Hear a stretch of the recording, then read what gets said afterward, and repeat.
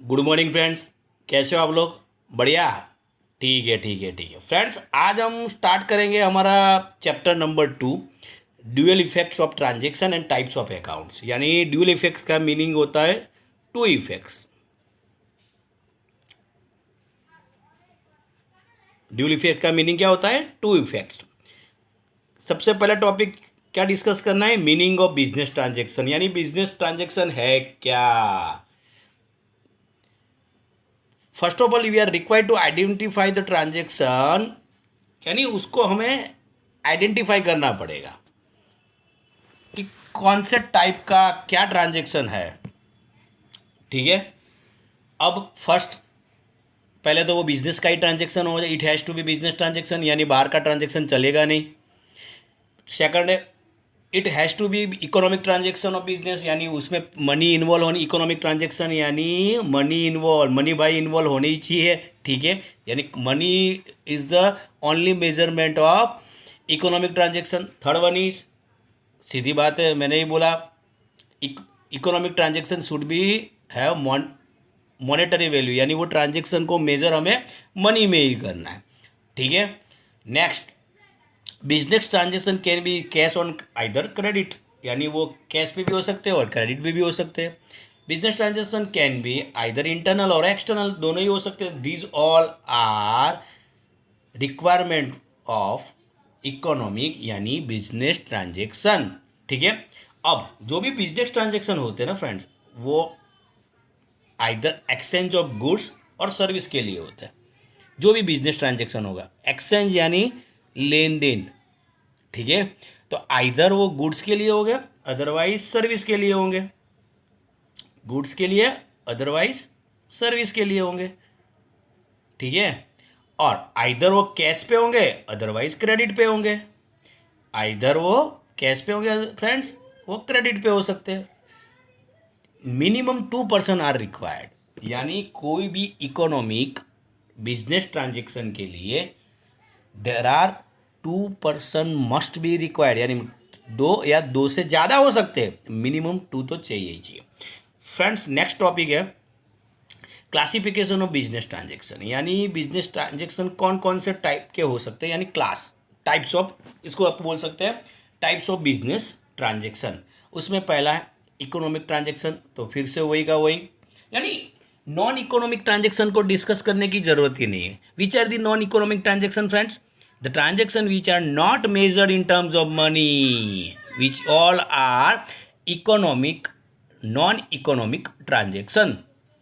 अब हमें यहाँ पे पढ़ना है इकोनॉमिक ट्रांजेक्शन विच टाइप्स के हो सकते हैं। First one is cash and credit transaction. Either cash पे हो सकते हैं, क्रेडिट पे हो सकते हैं, या अदर ट्रांजेक्शन भी हो सकते हैं, यानी कैश क्रेडिट बेसिस हो गया। फिर है इंटरनल और एक्सटर्नल, यानी इंटरनल और एक्सटर्नल उस टाइप के भी ट्रांजेक्शन हो सकते हैं। ठीक है फ्रेंड्स, डन। तो ये थे हमारे क्लासिफिकेशन ऑफ ट्रांजेक्शन में पहला। अब यहाँ पे उन्होंने एक चार्ट, यानी एक बास्केट जैसा ड्रॉ करके हमें बराबर टेबुलर फॉर्म में दिखा हुआ है। यानी बिजनेस ट्रांजेक्शन आइदर इकोनॉमिक हो सकते हैं, नॉन इकोनॉमिक, यानी ट्रांजेक्शन को आप मनी में मेज़र न कर, यानी मनी वाला जो एलिमेंट्स है ना, ये इसमें इन्वॉल्व नहीं होगा। अब इसका तो कोई डिस्कशन की ज़रूरत ही नहीं। ठीक है। अब क्या हो सकता है, यानी इसका तो रिकॉर्ड ही करने वाले नहीं है, तो आगे तो इसको पढ़ मतलब ही नहीं है, क्योंकि मनी इन्वॉल्व ही नहीं है कि क्या रिकॉर्ड करोगे। फिर नॉन इकोनॉमिक में तो कैश, क्रेडिट और अदर हो सकते हैं। फिर दूसरा इंटरनल और एक्सटर्नल हो सकते हैं। अब लेते हैं इकोनॉमिक ट्रांजेक्शन। ठीक है। अब इकोनॉमिक ट्रांजेक्शन है ना फ्रेंड्स, वही रिकॉर्ड होते हैं। These all transaction are recorded in the books of transaction. अब फिर से the transaction which are measured in terms of money, यानी मनी में मेजर कर पाओ, वही रिकॉर्ड होने वाले हैं।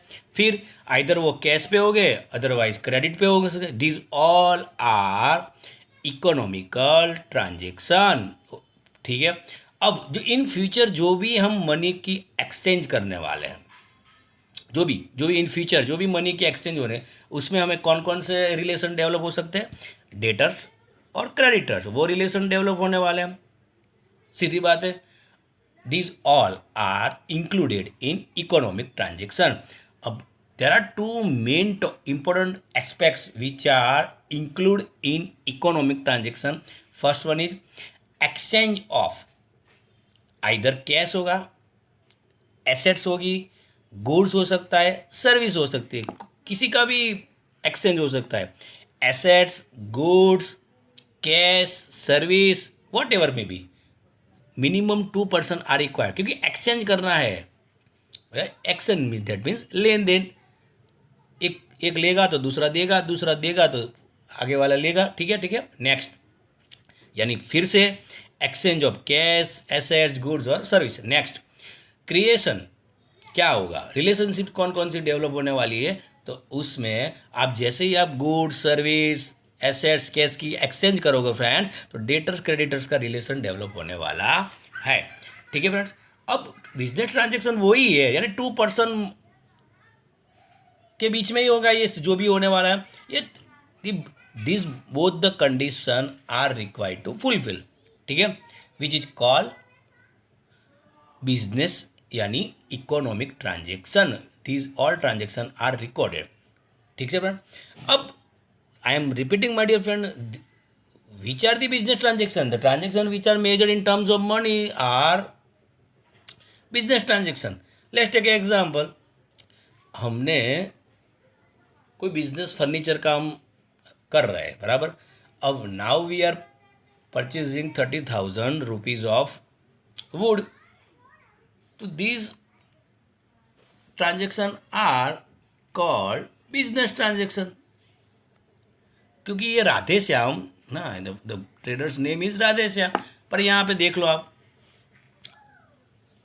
मनी इन्वॉल्व है, हाउ मच, 30,000, ठीक है फ्रेंड्स। तो ये हो गया हमारा first top. Second, cash and credit transaction. क्या होता है कैश ट्रांजेक्शन?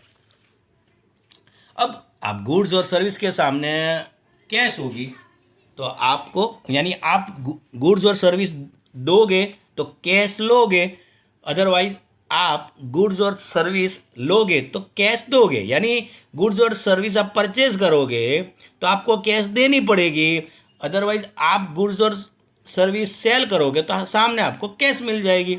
अब कैश में भी बहुत सारे हैं, कैश ट्रांजेक्शन फॉर एसेट्स। अब मान लो कि आपने मनी पे करके, यानी पेमेंट करके आपने कोई एसेट्स परचेज की हुई है, मान लो कि 10,000 का आपने फर्नीचर परचेज किया, तो आपने क्या किया, 10,000 का पेमेंट करके आपने एसेट्स परचेज किया, यानी एसेट्स आ रही है, कैश जा रही है for you.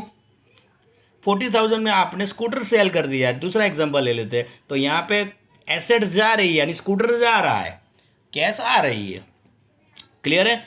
Next, cash transaction for goods. Goods के सामने भी हो सकता है, मान लो कि आपने 15,000 का गुड्स परचेज किया तो गुड्स आ रहा है, कैश जा रही है।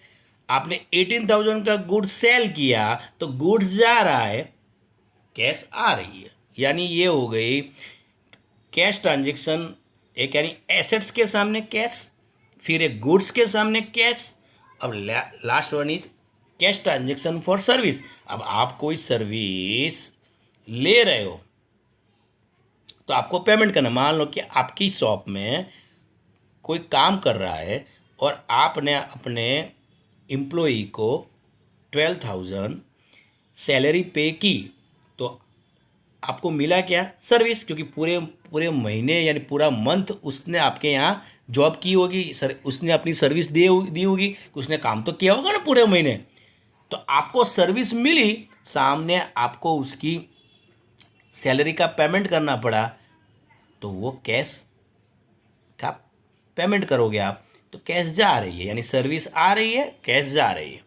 9,000 दलाली, यानी कि आपको मिल गए ब्रोकरेज का, यानी वही वन टाइप ऑफ दलाली, वही बोलते हैं ना एग्जैक्ट वर्ड्स, बराबर ब्रोकरेज हो गया आपका। तो ब्रोकरेज में भी यही होता है, आप कोई काम करोगे एज ए कमीशन, दलाली, ब्रोकरेज, तो होगा क्या, आप किसी को सर्विस प्रोवाइड कर रहे हो, यानी सर्विस जा रही है, सर्विस जा रही है, सामने आपको कैश मिल रही है, यानी कैश रिसीव्ड है यहाँ पे। ठीक है फ्रेंड, ब्रोकरेज हो गया। यानी यहाँ पे दो तीनों के तीनों ट्रांजेक्शन लिए, कैश के सामने एसेट्स है, कैश के सामने गुड्स है, और कैश के सामने सर्विस है। डन। ठीक है, ठीक है। नेक्स्ट, अब है transaction for receivables and payments, यानी पेएबल्स। अब सीधी बात है कि आपने पास्ट में कोई एसेट्स, गुड्स, अदरवाइज सर्विस आपने एक्वायर्ड की होगी पास्ट में, तो वो आपके पेएबल्स हो गए, क्योंकि आपने इन पास्ट आपने ये एक्वायर्ड की हुई यानी ली हुई है। They are all are paid in present, क्योंकि आपने उस टाइम पे वो एसेट, सर्विस या कुछ भी लिया था तो उसका पेमेंट करना बाकी है। तो सीधी बात है, इन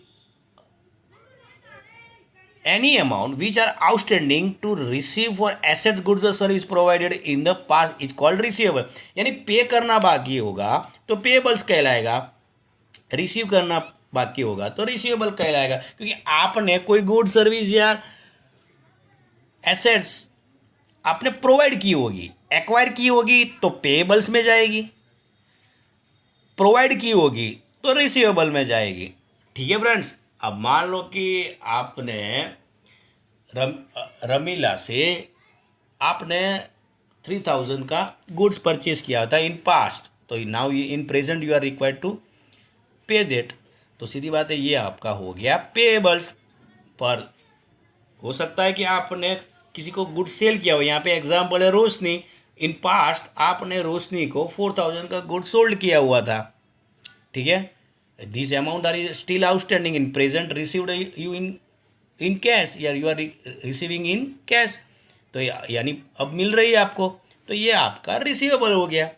ठीक है, तो फिर से पास्ट में आपने कोई सर्विस, गुड्स या एसेट्स एक्वायर की होगी तो इन पास्ट में, तो in present this all transaction are payables.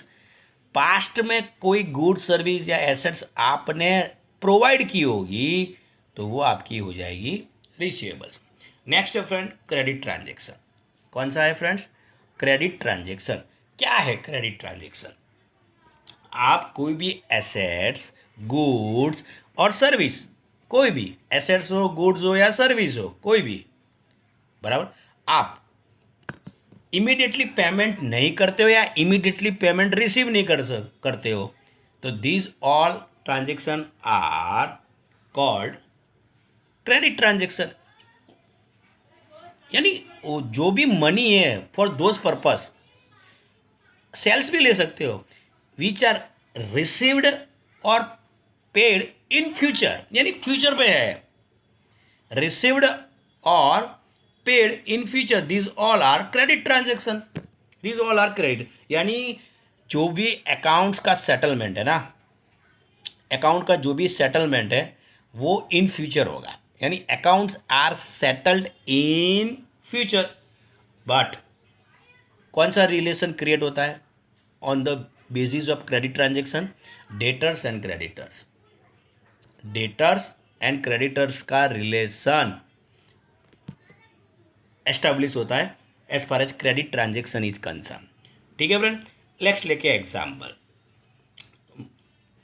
मान लो कि आपने 4000 का गुड्स कल्पना को क्रेडिट पे सोल्ड किया हुआ है, तो कल्पना इज योर डेटर्स, यानी आपने सोल्ड किया तो कल्पना डेटर्स होगी आपकी, तो आपके लिए कल्पना डेटर्स है और कल्पना के लिए आप क्रेडिटर्स हैं। लेट्स टेक एग्जांपल, आपने दीपिका से 6000 का गुड्स परचेज किया हुआ है ऑन क्रेडिट, क्योंकि क्रेडिट ट्रांजेक्शन पढ़ रहे हैं तो सीधी बात है क्रेडिट पे, तो यानी I am repeating my dear friends, आपने दीपिका से 6000 का गुड्स क्रेडिट पे परचेज किया हुआ है, तो गुड्स देने वाली पार्टी कौन है? दीपिका। ठीक है, तो दीपिका आपके लिए क्रेडिटर्स रहेगी और आप दीपिका के लिए डेटर्स रहोगे। This all are debtors creditors relationship which are based on credit transaction, यानी क्रेडिट ट्रांजेक्शन में डेटर्स क्रेडिटर्स का रिलेशन डेवलप यानी एस्टैब्लिश होता है। Third topic is type of transaction में अदर ट्रांजेक्शन। ये क्या है अदर ट्रांजेक्शन? यानी these transaction which are not included in cash otherwise in credit, these all are called other transaction। यानी जो भी ट्रांजेक्शन जो कैश में भी नहीं आते, यानी कैश ट्रांजेक्शन भी नहीं है, क्रेडिट ट्रांजेक्शन भी नहीं है, यानी these are special transaction. These all are special transaction. These transaction are recorded in the books of accounts, यानी ऐसा नहीं है कि उनकी रिकॉर्ड यानी वो बुक्स ऑफ यानी अकाउंट्स में रिकॉर्ड नहीं होते। कौन कौन से हो सकते हैं अदर ट्रांजेक्शन में? यानी मान लो कि in accident certain goods are destroy, यानी वो तो लॉस हो गया आपका, तो these all are these types of transaction are included in other transaction. Next, goods की चोरी हो गई यानी थेफ्ट। फिर आपने डोनेशन में कोई गुड्स दे दिया, फिर आपने एडवर्टाइज पर्पज से कोई गुड्स दे दिया, बराबर, फिर कोई भी हो सकता है। तो दीज ऑल आर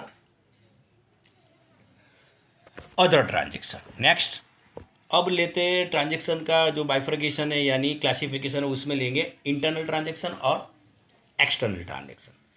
यानी फर्स्ट लेते हैं इंटरनल ट्रांजेक्शन। है क्या internal transaction? In certain transaction there is no need for other parties, यानी दूसरी कोई पार्टी ये ट्रांजेक्शन में इन्वॉल्व ही नहीं होगी। This types of transaction are take place within a business, यानी वो बिजनेस के अंदर के ट्रांजेक्शन है, यानी अदर पार्टीज यानी बाहर वाली कोई पार्टीज इन्वॉल्व ही नहीं होगी।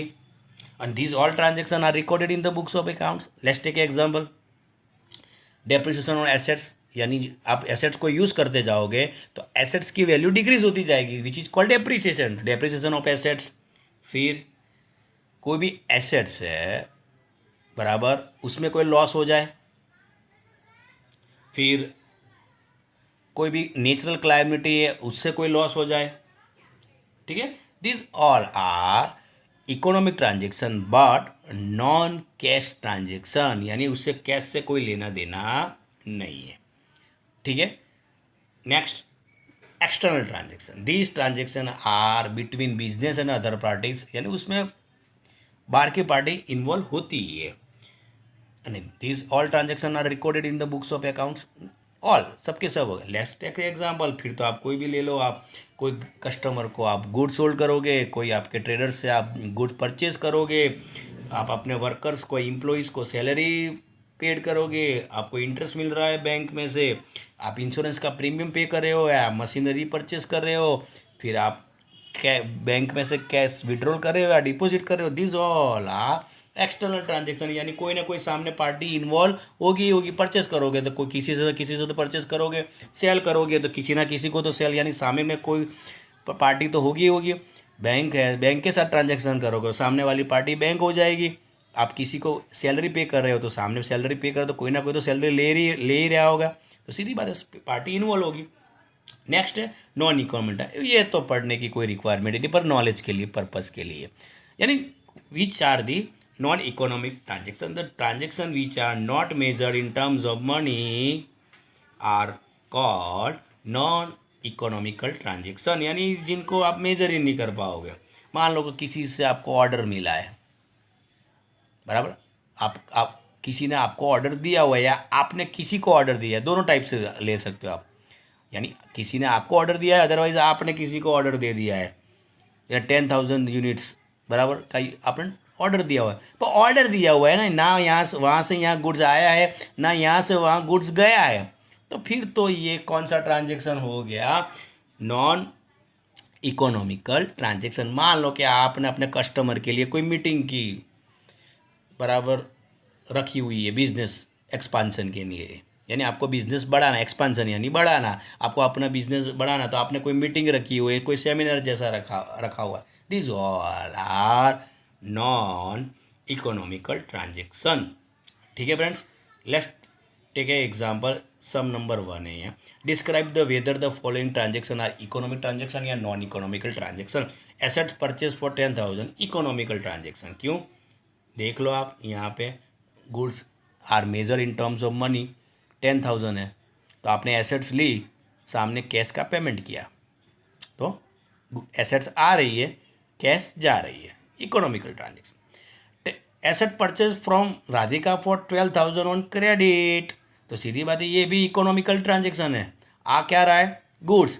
जा तो कुछ नहीं रहा है अभी, पर फ्यूचर में तो जाएगा, क्योंकि आपको राधा को पेमेंट तो करना ही पड़ेगा 12,000 का, सीधी बात है। तो यहाँ पे कौन सा रिलेशन डेवलप हो गया? डेटर्स और क्रेडिटर। आपने गुड्स परचेज किया हुआ है राधा से,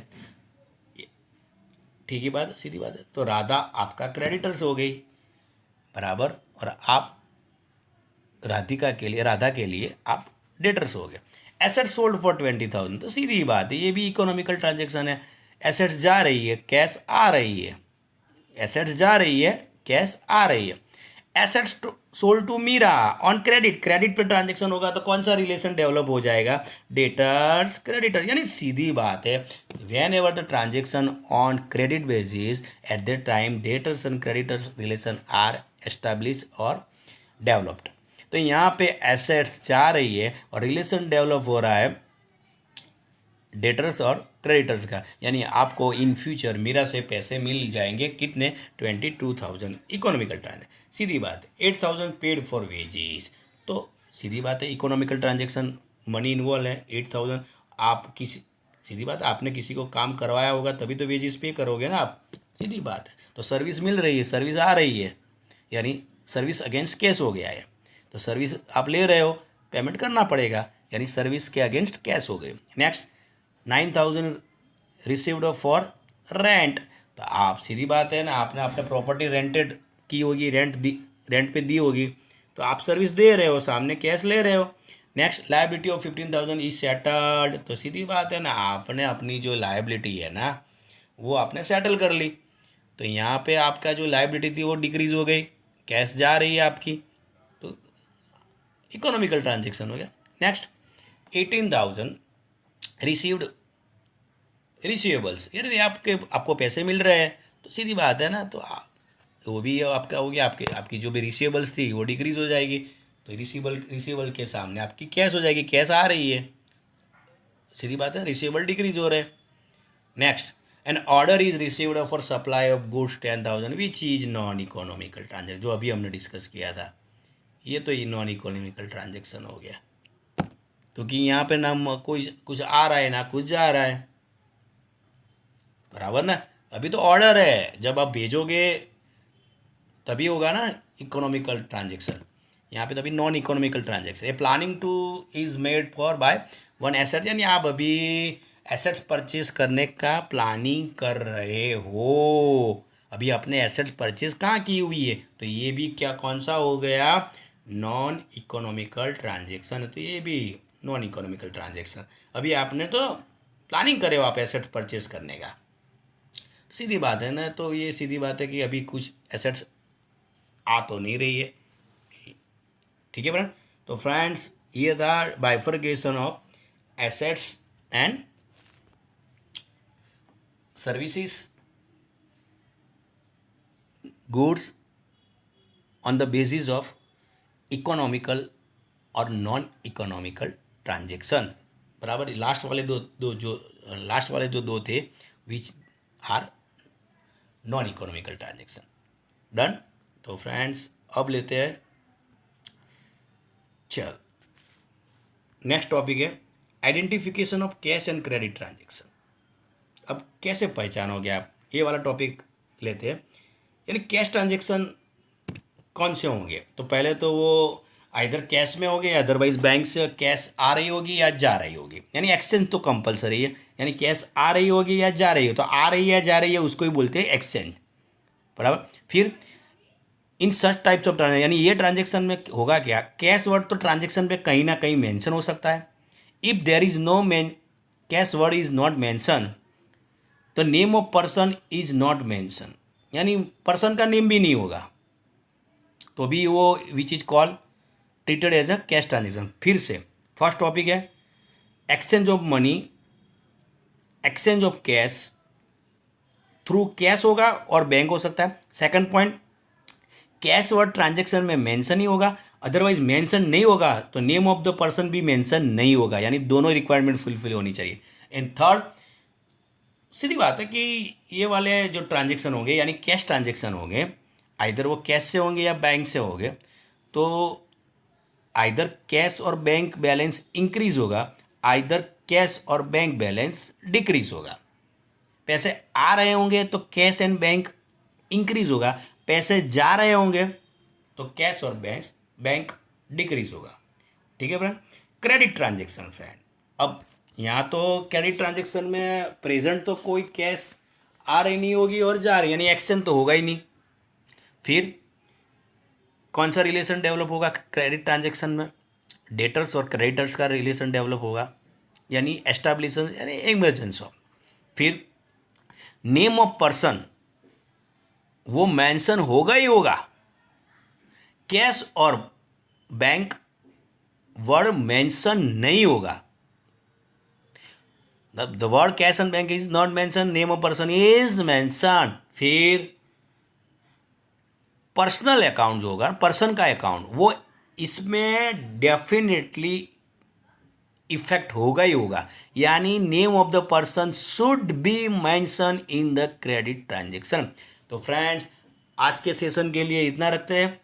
आप रिवाइज कर लेना पूरे का पूरा, जितना भी हमने बराबर वीडियो को 1-2 बार देख लेना। ठीक है फ्रेंड्स, नेक्स्ट सेशन में आगे वाला टॉपिक डिस्कस करेंगे। सम नंबर हमारा 2 लेंगे, ये कैश ट्रांजेक्शन है या क्रेडिट ट्रांजेक्शन वो डिसाइड करेंगे। तो आज के सेशन के लिए फ्रेंड्स इतना ही।